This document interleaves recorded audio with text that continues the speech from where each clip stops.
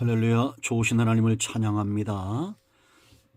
저와 여러분을 위해서 십자가에서 죽으신 예수님을 사모합니다. 고난주간 특세 월요일 말씀 묵상입니다.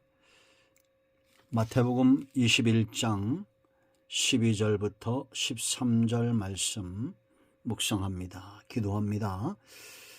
영광과 감사와 찬송을 우리 하나님께 올려드립니다. 독생자 예수님을 세상에 보내시고 하늘의 미랄이 되게 하시며 구원의 역사를 이루시는 하나님을 찬송합니다. 주의 보혈을 의지합니다. 주의 이름을 의지합니다. 십자가의 보혈로 우리의 모든 죄와 허물을 사하시고 오직 하나님만으로 인하여 즐거워하며 기뻐하는 은혜로운 시간이 되게 하옵소서. 예수님께서 7일 동안 십자가상에 달리기 전 7일간의 행적을 따라서 우리가 동행하며 깨닫기를 원합니다. 큰 깨달음의 은혜가 새벽마다 임하게 하옵소서. 예수님의 이름으로 사모하며 기도합니다. 아멘. 오늘도 이 말씀, 우리에게 주시는 말씀 묵상합니다. 예수께서 성전에 들어가사 성전 안에서 매매하는 모든 사람들을 내쫓으시며 돈 바꾸는 사람들의 상과 비둘기 파는 사람들의 의자를 둘러 엎으시고 그들에게 이르시되 기록된 바 내 집은 기도하는 집이라 일컬음을 받으리라 하였거늘 너희는 강도의 소굴을 만드는도다 하시니라. 아멘. 예수님께서 예루살렘 성의 왕으로 입장하시고 어제 우리가 주일 말씀을 묵상했습니다. 이 예루살렘 입성은 왕의 입성이며 승리의 입성이고 하나님 말씀의 성취의 역사입니다. 그러고 나서 이제 월요일 날 우리는 중요한 세 가지 사건에 주목해야 됩니다. 하나는 성전을 청결케 한 사건이고 이게 이제 마태복음 21장 12절로 13절, 마가복음 11장 15절로 19절, 누가복음 19장 45절로 48절, 요한복음 2장 13절로 22절에 기록되어 있습니다. 또 하나 사건은 우리가 잘 아는 대로 저주받은 열매가 없어 저주받은 무화과 나무 사건이죠.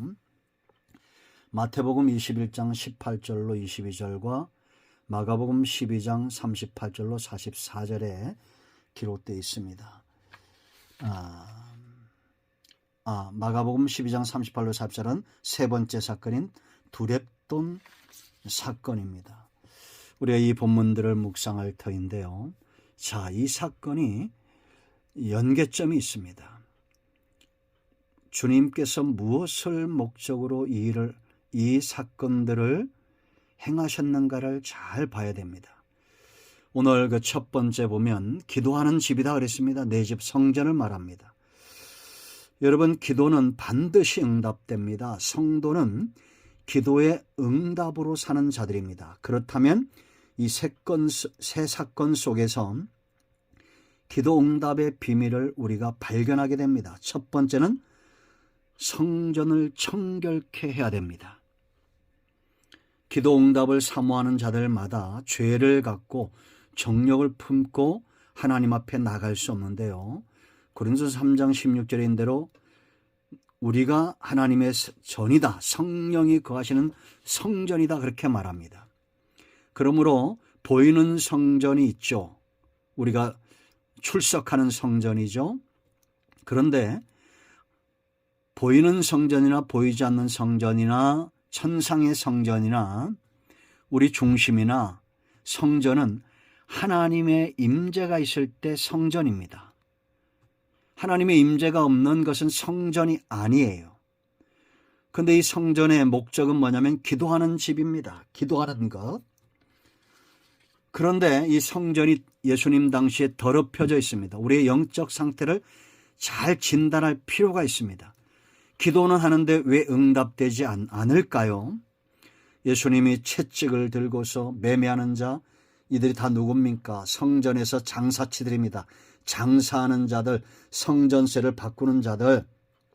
마가복음 11장 15절로 19절 더 구체적으로 나와 있죠.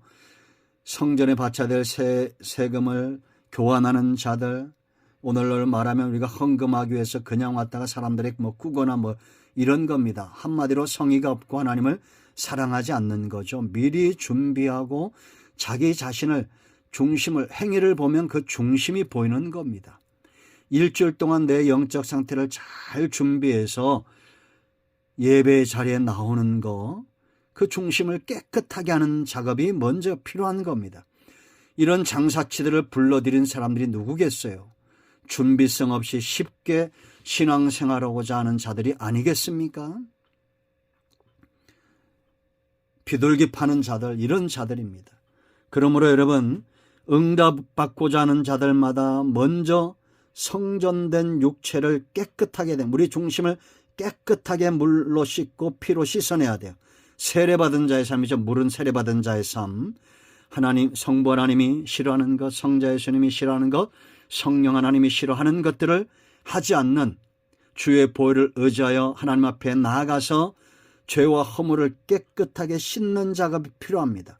왜 구하여도 얻지 못합니까? 야고보 4장 3절, 구하여도 받지 못하면 정력으로 쓰려고 잘못 구했다라고 말합니다.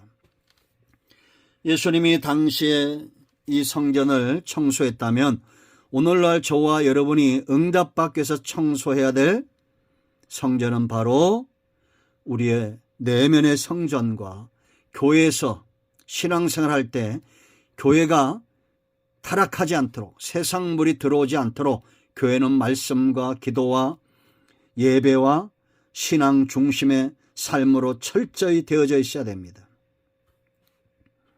교회는 다른 것들이 들어오면 안 돼요. 잘못된 교훈들이 들어오면 안 됩니다. 깨끗하게 해야 돼요. 모든 성전은 정결케 준비돼야 됩니다. 두 번째, 중요한 거, 왜 기도가 응답되지 않느냐? 믿음의 간구가 있어야 됩니다. 21절 여러분, 21장 18절로 22절, 이 저주받은 무화과 나무에 예수님께서 이 무화과 나무를 저주하시면서 의도하신 바가 어떤 것이냐? 21절부터 보세요. 여러분, 제자들이 궁금해서 물을 때 어찌하여 무화과 나무가 말랐습니까? 했을 때 예수님이 말씀합니다. 예수께서 대답하여 이르시되 내가 진실로 너에게 이르노니 만일 너희가 믿음이 있고 의심하지 아니하면 이 무화과 나무에게 된 이런 일만 할 뿐만 아니라 산더러 들려 바다에 던져지라 하여도 될 것이요 너희가 기도할 때에 무엇이든지 믿고 구하는 것은 다 받으리라 하시니라. 중요한 것은 이 말씀이 거짓말이 아니라는 겁니다. 그렇다고 우리가 산을 옮기거나 나무를 저주하거나 이렇게 할 필요는 없어요. 예수님은 제자들을 믿음에 세우고 깨우치기 위해서 이 사건을 이루었다라는 겁니다. 지금 강력한 가르침이죠. 강권적인 가르침입니다. 성전을 정결케 하고 정결케 된 마음은 믿음의 역사가 두 번째 단계에서 믿음의 역사가 나타나는 거예요. 이제 성전을 정결케 했으면 믿음으로 나아가는 이 작업 중요한 겁니다. 정결케 된 심령 가운데 말씀을 들을 때, 기도할 때 그 믿음이 깊어질 것이고 믿음의 간구는 역사하는 힘이 있어서 응답의 역사가 있다는 것을 확신하셔야 됩니다. 그러므로 여러분, 기도하는 것보다 우선된 것은 믿음이고 믿음이 깊어지기 위해서는 성전을 정결케 해야 된다라는 거예요.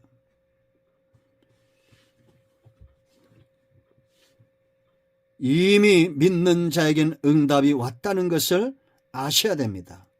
여러분, 예수님이 지금 이 사건을 이루는 것이죠.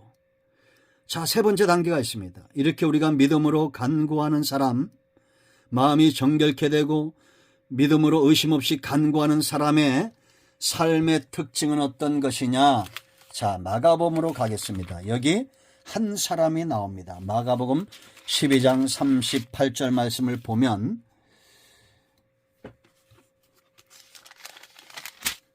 38절에 12장 마가복음 12장 38절에 여기 두 사람이 나옵니다. 38절부터 44절까지.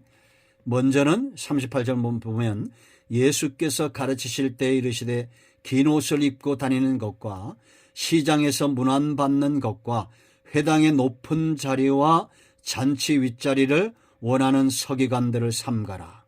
그들은 과부의 가산을 삼키며 외식으로 길게 기도하는 자니 그 받는 판결이 더욱 중하리라 하시니라. 그러므로 여러분, 이런 사람의 기도는 응답되지 않아요. 이들은 마음이 청결케 된 자들이 아닙니다. 믿음으로 구하는 자들이 아니에요. 아무리 길게 기도해도 이들은 외식의 기도입니다. 그러면 어떤 사람의 기도가 응답이 되느냐. 여기 보면 41절 보세요. 예수께서 헌금함을 대하여 앉으사 무리가 어떻게 헌금함에 돈 넣는가를 보실새 여러 부자는 많이 넣는데, 부자들이 많이 넣었다는 겁니다. 한 가난한 가부는 와서 두렙돈 곧 한 고드란트를 넣는지라. 이건 하루 생활비예요. 예수께서 제자들을 불러다가 이르시되 내가 진실로 너희에게 이르노니 이 가난한 가부는 헌금함에 넣는 모든 사람보다 많이 넣었도다. 그들은 다 그 풍족한 중에서 넣었거니와 이 가부는 그 가난한 중에서 자기의 모든 소유 곧 생활비 전부를 넣었느니라 하시니라. 자, 여러분, 이 여인의, 이 가부의 마음을 우리가 생각을 해봐야 됩니다. 그가 생활비 전부를 넣었다고 해서 그 넣는 중심이 어떤 것일까요? 내가 이걸 넣으면 100배, 1000배, 10,000배로 갚아주실 것이다. 그런 마음일까요? 아닙니다. 정말 통회하고 중심에 그 마음이 청결케 되고 믿음으로 간구하는 그 중심에 하나님 외에는 원하는 것이 없는, 내가 오늘 당장에 굶는다 할지라도 하나님께 드리고 싶어하는 사랑의 마음 아닙니까? 하나님이 돈이 필요하시겠어요? 이 마음이 필요한 겁니다. 그러나 부자들은, 외식하는 자들은 풍족한 중에 많이 넣었을 거예요. 그러나 하나님 보실 때 그 중심을 받은 사람은 외식하는 사람이 아니라 중심으로 통회하고 하나님을 기뻐하는 이 사람이었다라는 겁니다. 여러분, 그러므로 저와 여러분이 이런 기도 생활을 해야 됩니다. 먼저 마음을 청결케 하는 작업을 하십시오. 그리고 믿음이 더 깊어지도록 사모하며 하나님께 나아가야 됩니다. 이런 사람의 헌금을 하나님이 기뻐하신다라는 거예요. 이 과부의 헌금의 기록은 누가복음 21장 1절로 4절에도 나옵니다. 똑같은 내용이죠. 여러분, 기도는 반드시 응답되게 되어 있습니다. 왜냐? 하나님이 일하셔야 되기 때문입니다. 보는 사람이 없는 것 같죠. 주님이 이 부자들과 가난한 가부를 지켜보았던 것처럼 지금도 천상 하늘에서 우리의 기도 생활과 신앙 생활을 주목하시는 분이 있습니다. 하나님께 온전히 중심을 드릴 줄 아는 그런 삶을 사시기를 축원드립니다. 여러분, 제가 여러 번 얘기했지만 아직도 이것이 안 고쳐지는 것 같아요. 우리가 하나님 앞에 10,000원을 드리든 1,000원을 드리든 100,000원을 드리든 그것이 중요한 게 아닙니다. 제가 어릴 때는 1,000원도 참 귀했는데 그것을 다리미로 다 다려서 아니면 새 돈으로 바꿔서 그렇게 정성스럽게 준비하시는 분들이 있었습니다. 한 주간의 삶을 예배를 위해서 준비하는 사람, 마음가짐이 바르면 옷도 바르게 입고 우리가 신앙생활과 물질을 드림과 모든 것들을 바르게 하게 되어 있습니다. 저는 지금도 제가 하나님 앞에 드릴 때는 항상 예물도 미리 준비합니다. 우리가 부활주일 헌금을 준비한다 했을 때 저는 벌써 한 달 전에 준비해 놔요. 가장 깨끗한 돈, 가장 좋은 것들을 미리 준비해 놓습니다. 왜냐? 돈을 많이 드리는 것이 중요한 것이 아니라 하나님 앞에 그 중심으로 하나님을 사랑하는 마음이 귀하기 때문입니다. 그렇다고 해서 저도 완벽하냐? 그러지 않습니다. 사도 바울의 말처럼 죄인 중에 괴수입니다. 그러나 우리 중심에 하나님을 향한 사랑이 더 깊어지기를 원합니다. 이런 모두를 이 특세 둘째 날에 여러분 모두를 축복합니다. 반드시 기도 응답받는 날 되기를 축원드립니다. 아멘. 할렐루야. 기도합니다. 예수님의 이름을 의지하여 기도합니다. 주의 백성들을 위해서 십자가에서 죽으신 나자렛 예수 그리스도의 이름을 의지하여 간구하오니 우리가 중심으로 하나님을 사랑하게 하옵소서. 마음이 상한 자 병든 자 치유하시고 회복시켜 주시기를 원합니다. 예수님의 이름으로 사모하며 기도합니다. 아멘. 할렐루야. 오늘 정답이 우리 가운데 임하였습니다. 아멘.